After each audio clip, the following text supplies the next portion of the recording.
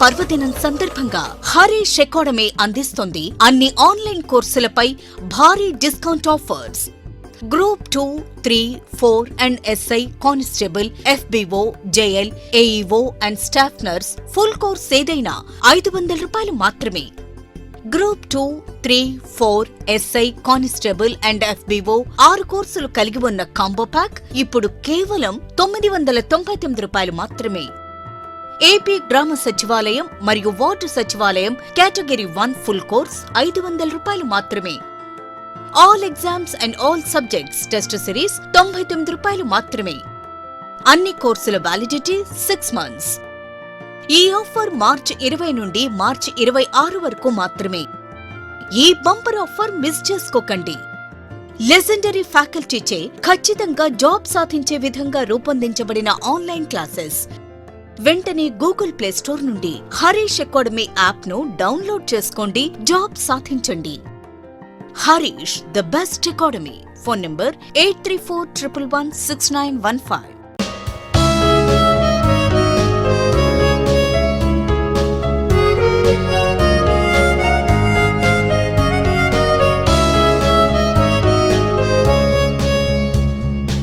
Harish, the best academy. Hi friends, welcome to Harish academy. ఈరోజు మార్చి 24th 2023కి సంబంధించి వార్తలు నిలిచిన జాతీయ, అంతర్జాతీయ, రాష్ట్రీయ అంశాల గురించి, వార్తలు నిలిచిన వ్యక్తులు, అవార్డులు, పుస్తకాలు, మరి క్రీడా సంబంధిత సమాచారం ఒక్కొక్క అంశాన్ని వివరంగా తెలుసుకుందాం. సో ఫ్రెండ్స్, యాక్చువల్లీ బోర్డు అందుబాటులో లేని కారణంగా ఒక 2 to 3 days మన క్లాసెస్ అనేవి ఈ విధంగానే కంటిన్యూ చేయడం జరుగుతుంది. So please cooperate and please support. పోటీ పరీక్షలకు ప్రిపేర్ అవుతున్న ప్రతి ఒక్క అభ్యర్థి కూడా కరెంట్ అఫైర్స్ ప్రిపరేషన్ని మీ డైలీ యాక్టివిటీ, మీ దినచర్యలో భాగంగా చేసుకోండి. రానున్న రోజుల్లో తెలంగాణ రాష్ట్రంలో కానీ, ఆంధ్రప్రదేశ్ రాష్ట్రంలో కానీ పోటీ పరీక్షలు ఉన్నాయి. అందులో భాగంగా కరెంట్ అఫైర్స్కి ఇంపార్టెన్స్ ఉంటుంది. సో ప్రతి ఒక్కరు కూడా ప్రతిరోజు వీడియోస్ చూడండి. సో మీకు ఏమైనా డౌట్ ఉన్నట్టుంటే ఈ వీడియో కింద కామెంట్ బాక్స్లో కామెంట్ చేయండి. ఖచ్చితంగా మీకు రిప్లై ఇచ్చే ప్రయత్నం చేస్తాను. ఓకేనా? సో ఈరోజు మనకు మార్చ్ 24th 2023కి సంబంధించి వార్తలు నిలిచిన మొదటి అంశం ఒక సూపర్లేటివ్ టాపిక్ వార్తల్లోకి వచ్చింది. ఆసియాలోనే అతిపెద్ద అనే అంశం. Asia's largest 4 meter liquid mirror telescope inaugurated in Uttarakhand. అంటే అర్థం ఏంటిది? ఆసియా ఖండంలోనే అతిపెద్ద లిక్విడ్ మిర్రర్ టెలిస్కోప్ ఇటీవల ఎక్కడ ఏర్పాటైంది, ఎక్కడ దీన్ని ప్రారంభించడం జరిగింది అంటారు. సో ఈ టాపిక్ని మనం ఆల్మోస్ట్ 1 year నుండి డిస్కస్ చేయడం జరిగింది. ఇది అఫీషియల్గా ఇటీవల ఇనాగ్రేషన్తో వార్తల్లోకి వచ్చింది. మినిస్ట్రీ ఆఫ్ ఎస్ఎన్టీ, కేంద్ర సాంకేతిక మంత్రిత్వ శాఖకు సంబంధించి జితేంద్ర సింగ్ గారు ఉన్నారు కదా, జితేంద్ర సింగ్ గారు ఇటీవల దీన్ని లాంచ్ చేశారు. అంటే దీన్ని ప్రారంభించడం జరిగింది. ఆసియా ఖండంలోనే అతిపెద్ద లిక్విడ్ మిర్రర్ టెలిస్కోప్, భారతదేశంలోనే మొట్టమొదటి లిక్విడ్ మిర్రర్ టెలిస్కోప్ ఇటీవల ఏ రాష్ట్రంలో ప్రారంభమై వార్తల్లోకి వచ్చింది అంటే ఉత్తరాఖండ్ రాష్ట్రం. ఉత్తరాఖండ్ రాష్ట్రంలోని దేవస్థల్ అనే ఒక ప్రాంతం, ఉత్తరాఖండ్ రాష్ట్రంలోని దేవస్థల్ అనే ప్రాంతంలో ఈ లిక్విడ్ మిర్రర్ టెలిస్కోప్ అనేది ఇటీవల ప్రారంభించడం జరిగింది. దీన్ని ఎవరు లాంచ్ చేశారంటే ఎరీస్ అనే సంస్థ దీన్ని తయారు చేయడం జరిగింది. ఎరీస్ అంటే the Aryabhatta research institute of observational sciences. The Aryabhatta research institute of observational sciences. ఈ సంస్థ పేరు గుర్తుంచుకోండి. ఎక్కడ ఏర్పాటైందంటే ఉత్తరాఖండ్ రాష్ట్రము. ఏ ప్రాంతం అంటే దేవస్థల్. ఆసియా ఖండంలోనే అతిపెద్దది. And at the same time ఇటీవల కాలంలో భారతదేశంలోనే మొట్టమొదటి అనే అంశంతో వార్తల్లోకి వచ్చిన అంశం ఉత్తరాఖండ్కి సంబంధించి. So Uttarakhand state is very important state to be focused for coming competitive examinations. రీసెంట్గా ఉత్తరాఖండ్ రాష్ట్రం ఆర్టికల్ 44 అమలుకి సంబంధించి రంజనా ప్రకాష్ దేశాయ్ గారి ఆధ్వర్యంలో ఒక కమిటీని నియమిస్తూ వార్తల్లోకి వచ్చింది. That is important. And Uttarakhand రాష్ట్రానికి సంబంధించి సంస్కృత భాష అభివృద్ధి కార్యక్రమాలు కానివ్వండి, ఉత్తరాఖండ్ అనే డ్యూన్స్, కొండ ప్రాంతాలు, అటువంటి ఉత్తరాఖండ్ రాష్ట్రానికి సంబంధించి ఇటీవల ఒంటరి మహిళలకు ప్రత్యేక ఆర్థిక సాయం, స్వయం ఉపాధి కోసం ఉద్దేశించిన పథకాన్ని రాష్ట్ర ప్రభుత్వం ప్రారంభించింది. అండ్ దేశంలోనే మొట్టమొదటిసారి సెరికల్చరిస్ట్స్ అంటే పట్టు రంగంపై ఆధారపడిన వారు ఎవరైతే ఉంటారో, సెరికల్చర్ యాక్టివిస్టులు ఎవరైతే ఉంటారో, సెరికల్చర్ పైన ఆధారపడిన వారు, పట్టు పరిశ్రమలో ఆధారపడిన వారికి బీమా సౌకర్యాన్ని కల్పించిన దేశంలోని మొట్టమొదటి రాష్ట్రం ఏదంటే ఉత్తరాఖండ్ రాష్ట్రం. వీటిని గుర్తుంచుకోండి. ఓకేనా? అండ్ నెక్స్ట్ వచ్చేసేసి ఇటీవల వార్తలు నిలిచిన విన్యాసాలకి ప్రత్యేక శ్రద్ధ చూపండి. పోటీ పరీక్షలు రెగ్యులర్గా విన్యాసాలపైన క్వశ్చన్స్ అడుగుతున్నారు. ఈరోజు వార్తలు నిలిచిన ఒక విన్యాసం ఏంటంటే అఫిండెక్స్. ఇటీవల వార్తలు నిలిచిన అఫిండెక్స్ విన్యాసం ఏ దేశాలకు సంబంధించింది, ఎన్ని దేశాలకు సంబంధించింది అంటారు. ఎప్పుడైనా విన్యాసం వార్తలు నిలిచిందంటే ఆ విన్యాసం పేరు ఉంటుంది. ఇక్కడ చూడండి, అఫిండెక్స్ అంటున్నాను. అఫిండెక్స్, ఏఎఫ్ అంటే ఆఫ్రికా, ఐఎన్ అంటే ఇండియా, ఈఎక్స్ అంటే ఎక్సర్సైజ్. Africa India exercise 2023. త్రివిధ దళాల్లో ఎవరికి సంబంధించిన విన్యాసం అంటే ఇది సంయుక్త సైనిక విన్యాసం, జాయింట్ మిలిటరీ ఎక్సర్సైజ్. అఫిండెక్స్ ఎక్కడ ప్రారంభమైంది అంటే పూణే. సో మహారాష్ట్రలోని పూణేలో అఫిండెక్స్ వేదిక. సో వేదికల పైన కూడా అడుగుతారు ఇటీవల కాలంలో ఈ విన్యాసం ఎక్కడ అని. మనం రీసెంట్గా ఫ్రింజెక్స్ కేరళలో ముగిసిన విన్యాసం, ఇండియా ఫ్రాన్స్ సంయుక్త సైనిక విన్యాసం కేరళకు సంబంధించి. సో అలా ఇటువంటి అంశాలు ప్రత్యేక చూడండి. అఫిండెక్స్ 2023 అనేది ఆఫ్రికా ఇండియా జాయింట్ ఎక్సర్సైజ్ పూణేలో ప్రారంభమైంది. మరి ఆఫ్రికా అంటున్నాను. సో ఇక్కడ ఈ విన్యాసంలో పార్టిసిపేట్ చేసే దేశాలపైన కూడా అడగవచ్చు. ఆల్మోస్ట్ 100 పార్టిసిపెంట్స్ అంట.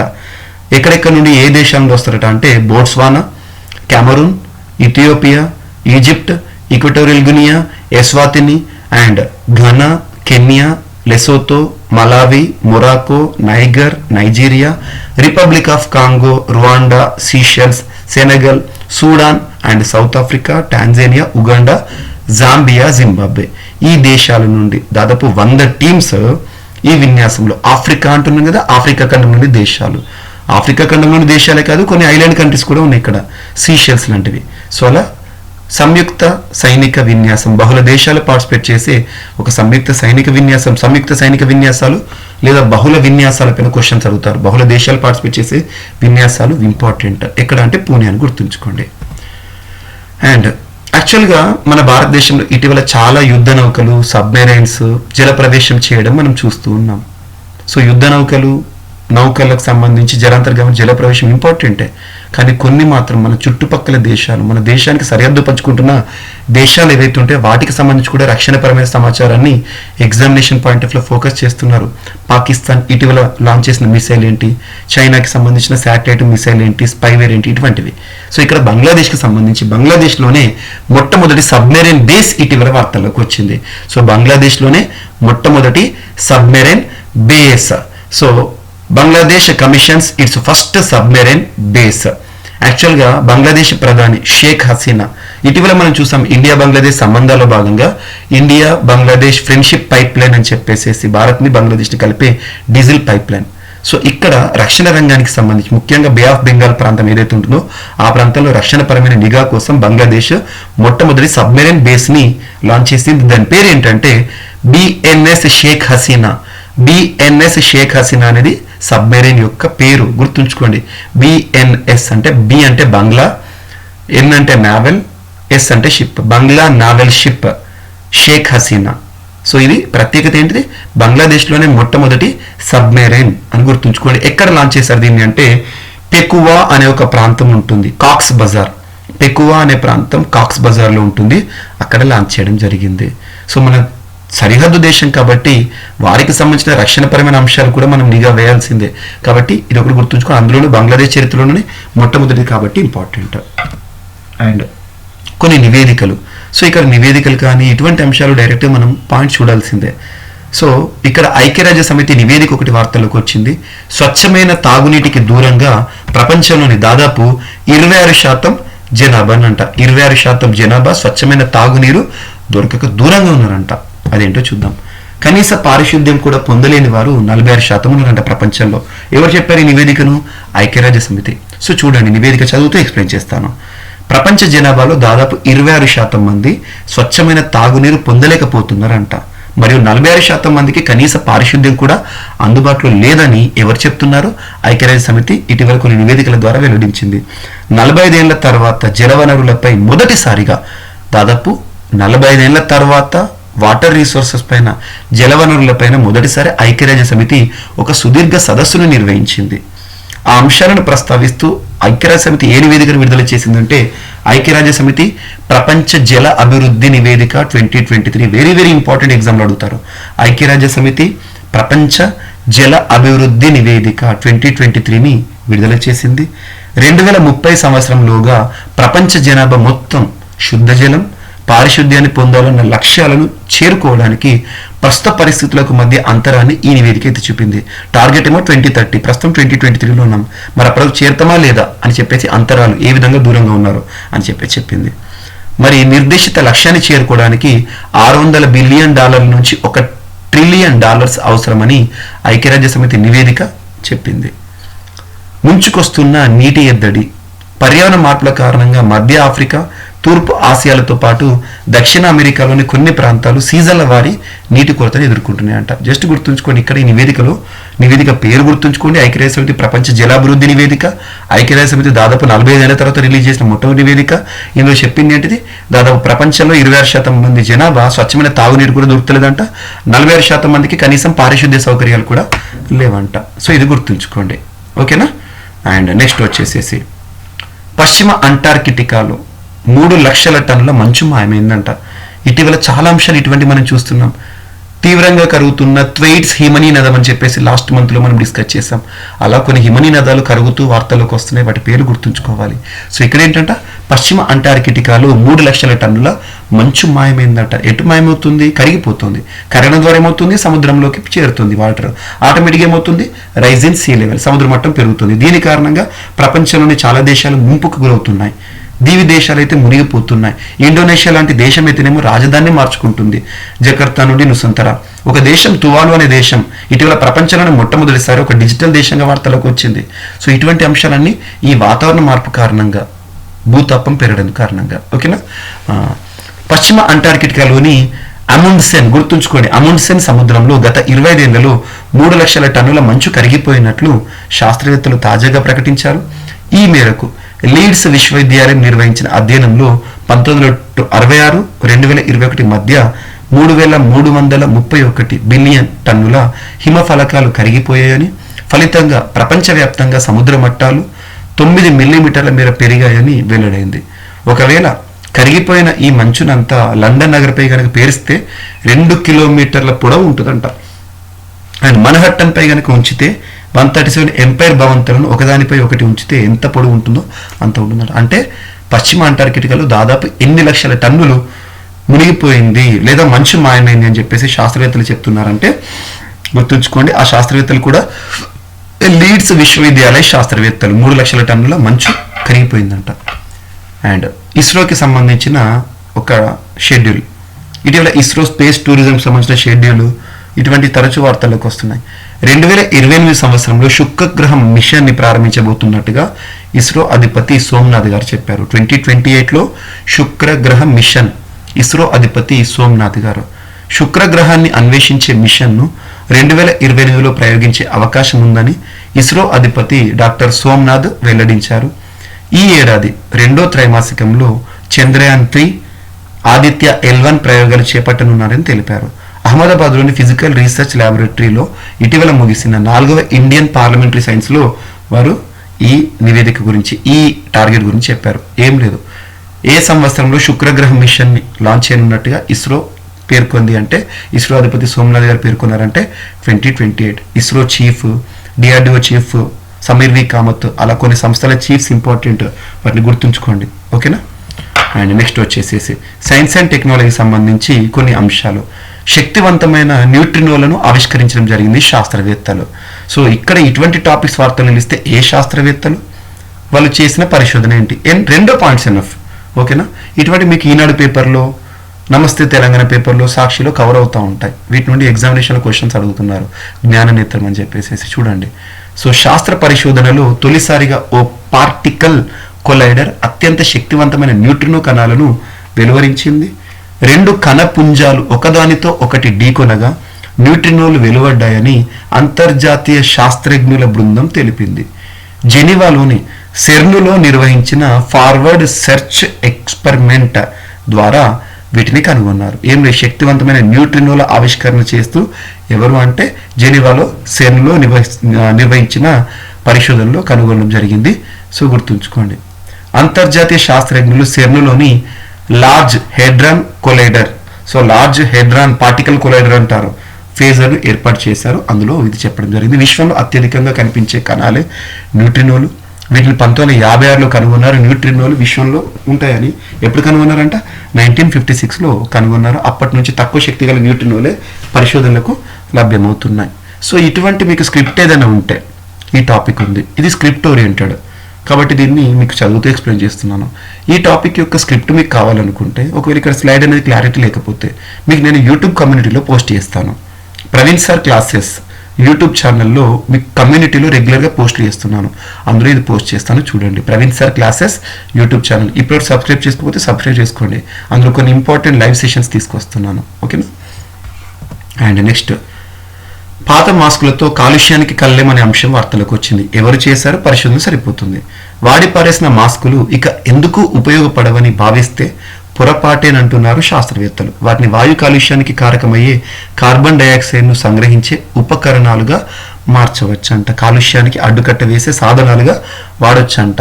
బెంగళూరులోని అలియన్స్ విశ్వవిద్యాలయ అసోసియేట్ ప్రొఫెసర్ చెప్పారు. ఈ పరిశోధనకు నేతృత్వం వహించారు. పాత మాస్కులను ఉపయోగించి కార్బన్ డైఆక్సైడ్ను పోగు చేసే సరికొత్త సాంకేతికతను వీరు అభివృద్ధి పరిచారంట. సో గుర్తుంచుకోండి. సో ఇటీవల పాత మాస్కులతో కాలుష్యానికి కళ్ళెం అనే అంశం వార్తలకు వచ్చింది. భారతీయ శాస్త్రజ్ఞులు చేస్తున్న పరిశోధన. ఈ కరోనా కాలంలో మనం విపరీతంగా మాస్కులు వాడే పారేసాం. వాటిని కాలుష్యానికి కట్టడి చేసే ఒక చర్యలు వాడుకోవడం అన్నట్టు.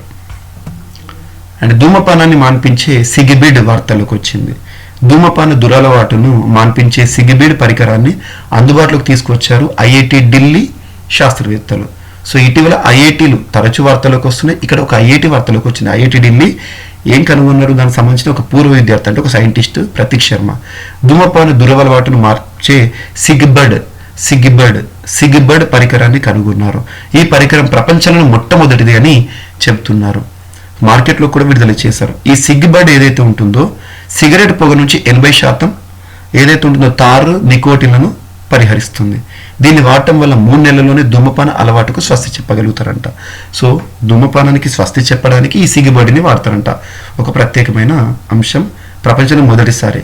సో మానవ ఆరోగ్యంపై వాయు కాలుష్య దుష్ప్రభావాన్ని తొలగించడానికి ప్రతీక్ ఐఐటి ఢిల్లీలో పరిశోధన చేశారు. దీనికోసం నానో ఫైబర్ సాంకేతికతను అభివృద్ధి చేసి 2017లో రాష్ట్రపతి చేతుల మీదుగా ఉత్తమ జాతీయ అంకుర అవార్డును కూడా స్వీకరించారు. ఏం లేదు, ధూమపానాన్ని మాన్పించడానికి ఉపయోగించే సిగిబర్డ్ను ఎవరు రూపొందించారంటే IIT Delhi. That's enough. And క్రీడలకు సంబంధించి షరబ్ జోత్కు స్వర్ణం అనే అంశం. ఇంటర్నేషనల్ షూటింగ్ స్పోర్ట్స్ ఫెడరేషన్ వారు ఇటీవల నిర్వహించిన రైఫిల్ ప్రపంచ కప్లో భారత షూటర్లు షరబ్ జోత్ సింగ్, వరుణ్ తోమర్లు సత్తా చాటారు. వీరికి షరబ్ జోత్కేమో స్వర్ణం, వరుణ్కి కాంస్య పథకాలు రావడం జరిగింది. పురుషుల ఎయిర్ పిస్టల్ స్వర్ణ పథక పోరులో షరబ్ జోత్ 16-0తో రుస్లాన్ లునేవ్ అజర్బైజాన్ పైన విజయం సాధించారు. ఒక ప్రపంచ కప్లో, షూటింగ్ ప్రపంచ కప్లో మన వాళ్ళకి ఒక మెడల్స్ రావడం అనేది మామూలు విషయం కాదు. అండ్ లాస్ట్, పంకజ్ అద్వానీ అనగానే మనకి ఏం గుర్తొస్తుంది? బిలియర్డ్స్ గుర్తుకొస్తుంది. బిలియర్డ్స్. సో ఇటీవల పంకజ్ అద్వానీ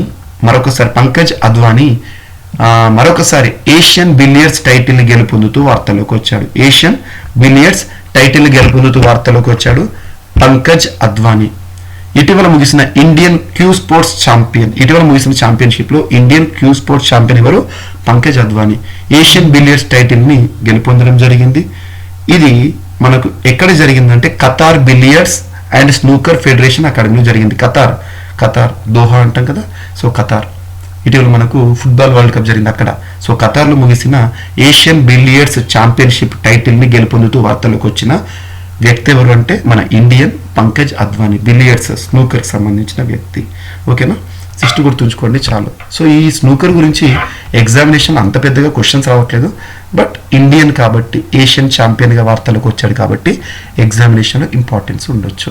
సో ఇవి ఫ్రెండ్స్ వార్తలు ఇచ్చిన అంశాలు. ఒకసారి ర్యాపిడ్గా చూస్తే, ఆసియా ఖండంలోనే అతిపెద్ద లిక్విడ్ మిర్రర్ టెలిస్కోప్ అనే అంశంతో ఉత్తరాఖండ్ రాష్ట్రం వార్తలకు వచ్చింది. And AFINDEX 2023 Africa India defence exercise ఇటీవల ఎక్కడ ప్రారంభమైందంటే పూణే. బంగ్లాదేశ్ వారు లాంచ్ చేసిన మొట్టమొదటి సబ్మెరైన్ ఇటీవల వార్తలకు వచ్చింది బిఎన్ఎస్ షేక్ హసీనా. స్వచ్ఛ తాగునీటికి దూరంగా ప్రపంచంలో 26% మంది జనాభా ఉంటున్నారని ఐక్యరాజ్య సమితి 40 ఏళ్లలో మొదటిసారి ఒక నివేదికను విడుదల చేసింది. ఐక్యరాజ్య సమితి ప్రపంచ జల అభివృద్ధి నివేదిక 2023. పశ్చిమ అంటార్కిటికాలో 3 లక్షల టన్నుల మంచు మాయమైందంట. అండ్ 2028లో శుక్రగ్రహం మిషన్ ప్రారంభిస్తామని చెప్పేసి ఇస్రో అధిపతి సోమనాథ్ గారు చెప్పారు. శక్తివంతమైన న్యూట్రినోల ఆవిష్కరణ అనే అంశం. అండ్ పాత మాస్కులతో కాలుష్యానికి కళ్ళెం వేస్తూ మన ఇండియన్ ప్రొఫెసర్స్ వార్తలకు వచ్చారు. ధూమపానాన్ని మాన్పించి ఒక సిగిబడిని తయారు చేస్తూ ఐఐటి ఢిల్లీ శాస్త్రవేత్తలు. షరబ్ జోత్కు స్వర్ణం. ఇటీవల ముగిసిన Indian international shooting sports federation ప్రపంచ కప్లో స్వర్ణం గెలుచుకోవడం జరిగింది. ఆసియా బిలియర్డ్స్ ఛాంపియన్ టైటిల్ మరొకసారి పొందుతూ వార్తలకు వచ్చాడు పంకజ్ అద్వానీ. గుర్తుంచుకోండి. సో ఇవి ఫ్రెండ్స్ ఈరోజు వార్తలు నిలిచిన అంశాలు. మిస్లెనియస్ అంశాలు మిగిలిపోతే మాత్రం రేపటి క్లాస్లో జోడించి మళ్ళీ నేర్చుకుందాం. రేపు కలుద్దాం. Thank you.